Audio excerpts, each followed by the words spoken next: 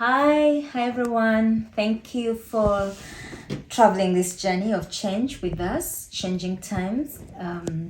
It's been interesting. We enjoy the comments, we enjoy the shares, we enjoy the fact that people have actually subscribed. We are growing and we continue to encourage you to subscribe, encourage others to subscribe. Please, each one reach one.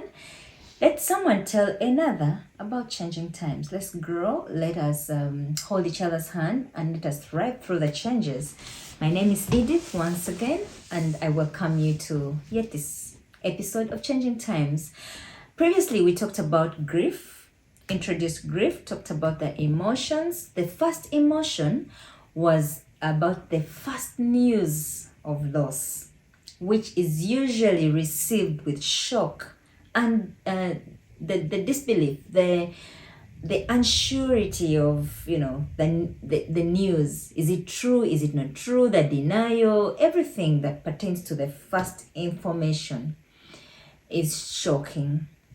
So today we talk about the guilt as an emotion that comes with grief. Guilt usually happens after someone has received the news and they're shocked about it, and now they're wondering, what is my part in this? Did I do well? Is it that I caused this? Is it that I'm free of this burden? Now, guilt happens differently, and it depends on how close we are with the people we lose, how valuable the things we lose are to us. Okay, so sometimes it is that have I given it my very best? Did I cover my ground well? Did I do everything I needed to do in my power and just simply lost? Or did I neglect a few things that led to this loss?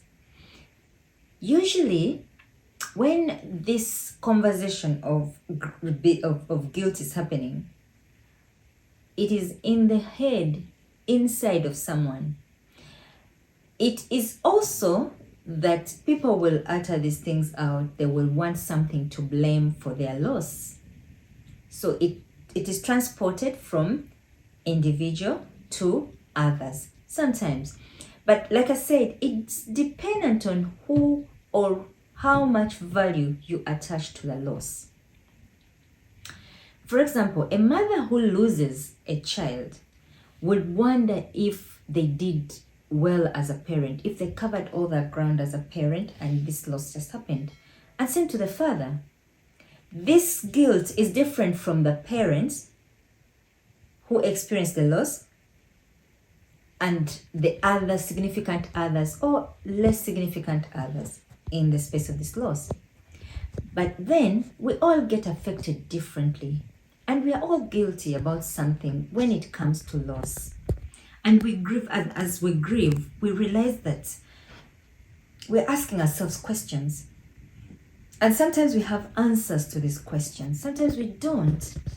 But God helps us to come through the feelings that we experience as we, go through the loss, as we go through the grieving processes. Let not anyone make you think that guilt as an emotion is less important. It is very important, and it's normal. It is perfectly normal to feel guilty about the loss. Because with guilt also comes shame. And these cannot be downplayed. They can't be downplayed. We go through them and we want to thrive through them. We don't just want to cover up. We want to thrive. We want to, fully understand that whatever it is, we are rising and we are going through, and we shall reach a destination that will make us happy, that will make us proud, that will make us understand that we played a good part in the lives of others. Please note that sometimes the grief is tied to us. How am I able to live without this person? What is it that I needed to do to ensure that my relationship with this person actually was meaningful? Now, sometimes we also have the significant others. We have these other people when it comes to care, and in a place of medical, the medical attention that is given to our loved ones. Sometimes we want to be sure, did the hospital do their part? Did every ground get covered in care? There is people who are related to us, who are significant to us, who may compound the guilt situation. For example, while I question myself, for example, did I do well? Did I not do well? And there comes another person who says, but I think you abandoned this person. But I think if only you had done this, had you gone to hospital early enough, had you. While we may not respond immediately, it makes us feel that maybe they are right. Maybe they are wrong. All these things affect us differently. And it only takes you as an individual to accord whichever time you want to accord to this particular feeling. And whatever result you want to get out of this feeling, it is real, it is painful, and it must be experienced in real time. But we should know that it is normal to feel guilty. It is normal to ask yourself questions. Did I do my best? Did I pay enough attention? Did I pray enough?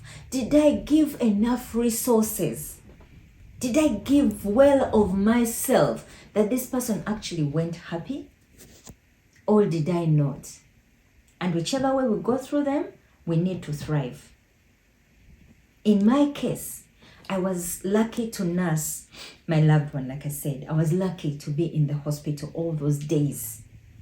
While I was able to care for my loved one, the day before he passed, I was lucky to ask him some questions. I didn't know he was going to pass, but it just happened that day, the Saturday that I enjoyed mostly in the hospital with him, he was alive, he was well. So I asked him some questions. I said, honey, did you fear this thing? He said, no. Have I taken care of you well? He said, yes. Have I loved you well? All these years, have I loved you well? I am happy. Then I asked him, have I cared for you well enough in the hospital in this time? He said yes. Because while I may have given him good care, I didn't know his perception of it. So I needed to hear from him. Have I loved you enough? Have I cared for you enough? Is there anything you want me to do differently? And he said, no, you have done very well. Because as his wife, I participated in his care fully. I considered that love, and it was my responsibility. But some people don't have the chance to do this. Some people don't have the chance to get feedback. Some people don't have the chance to nurse. They don't. And they feel guilty about this loss because they didn't have a chance to participate in the care process. They didn't know better maybe. Everyone experienced their grief and their shame and their guilt differently. But at the end of the day, we want to know that we've covered ground well. We want to rise to the next emotions, knowing that I think it is well. I think it is okay. So in my situation, while I prayed, because the doctor told me, Edith, I think we are losing some. I said, what can I do? Pray. I prayed and prayed and prayed. When I finished praying, I looked at the oxygen level and it was 8. I got up and I was bewildered. I prayed so desperately because I wanted him to survive. And that oxygen level rose from 8 to 58. When it was 58, I looked at it and said, God, you are not magician. If you will save, you will save. If you won't save, it is still you as God.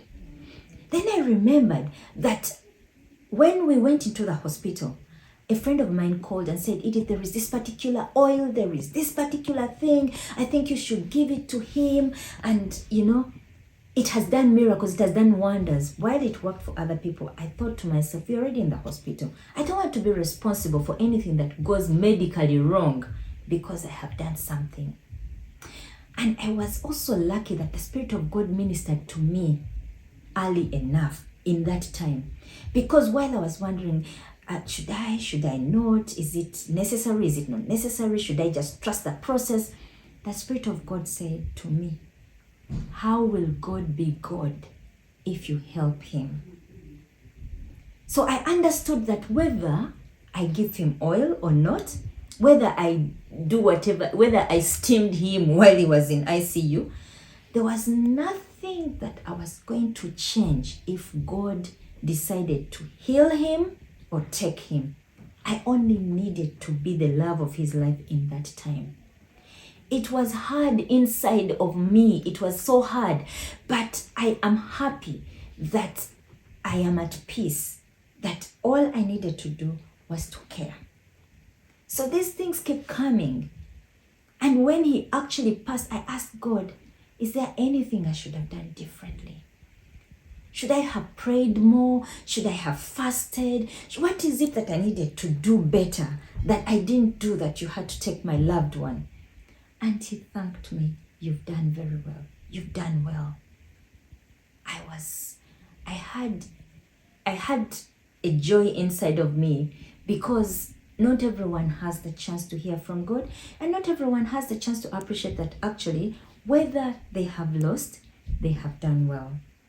So I want us to understand that in the face of our guilt, we need to understand three things. The first, we need to understand what exactly we are guilty about and address those particular feelings that we tie to the guilt. Second, I want us to understand the thoughts that we attach to the guilt.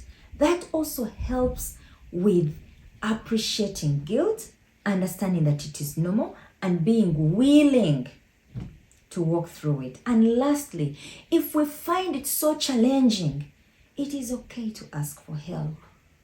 It is all right to ask for help, because we cannot walk this journey alone. It's all right to ask for support.